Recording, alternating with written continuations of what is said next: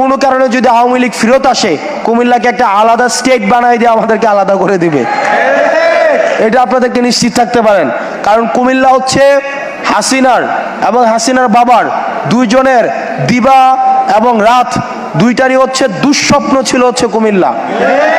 এবং আমরা কুমিল্লার দলমতের ঊর্ধ্বে উঠে একই সাথে সাথে এটাও সত্য, কুমিল্লার মানুষ অন্যায়ের বিপক্ষে যারা সামনে থেকে নেতৃত্ব দেয়, একদম ইতিহাসের প্রত্যেকটি স্তরে স্তরে কুমিল্লার মানুষ ব্যক্তি স্বার্থের ঊর্ধ্বে উঠে আমরা সামনে থেকে নেতৃত্ব দিয়েছি।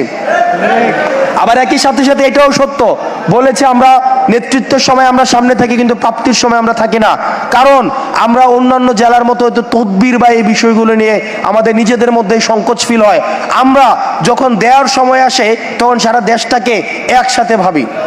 সেই জন্য আমরা চিন্তা করে আমাদের একটা অন্তর্ভুক্তিমূলক উন্নয়ন হোক, আমাদের কুমিল্লাকে নিয়ে যেমন ভাবতে হবে,